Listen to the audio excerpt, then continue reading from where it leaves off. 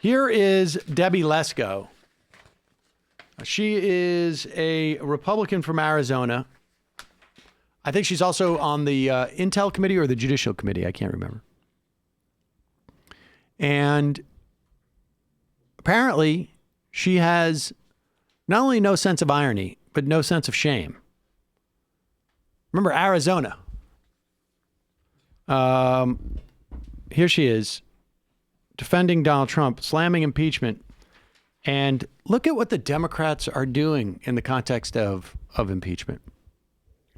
This is the most partisan impeachment in the history of the United States. Not one Republican voted for it in Judiciary Committee, not one Republican voted for it in Rules, and not one Republican, I don't think, is going to vote for it here today. Madam Speaker, this is a sad day. I believe the Democrats are tearing this country apart. They're tearing families apart. They're tearing families apart.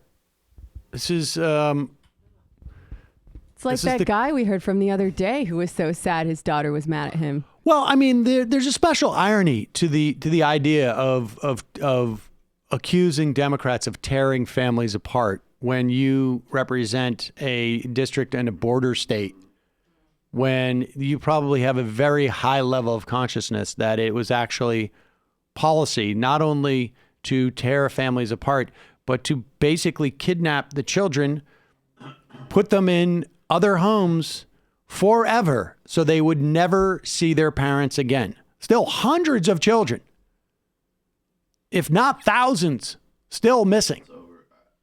I think the official number we had, I forget the context, but we were talking about this on Tuesday. I mean, yesterday on the fun half, at least over 1,000. Yeah. Well, this is one thing that the far right does. They appropriate language from where it belongs and the people that it belongs to, usually the left, and use it for their own twisted purposes. The only thing that she points out here, based upon what you say and what she pointed out there, is exactly why Nancy Pelosi should have allowed for impeachment on such issues like tearing families apart.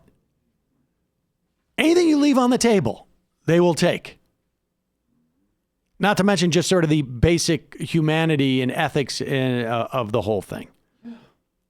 And it's also, you know, a missed opportunity, again, to use these things as markers for future policy.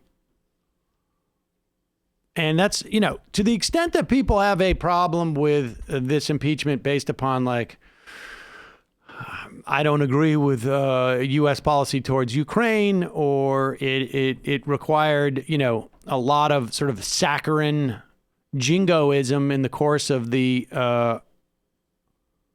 impeachment.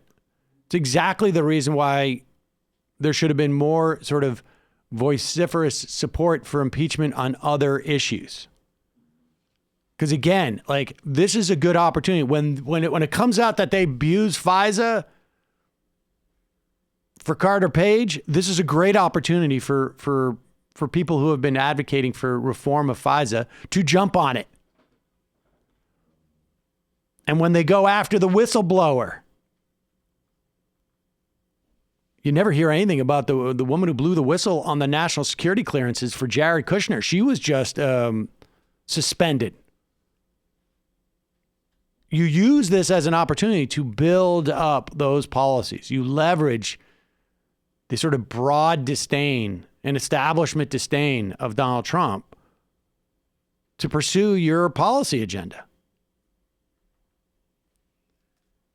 But it's a weird time, folks.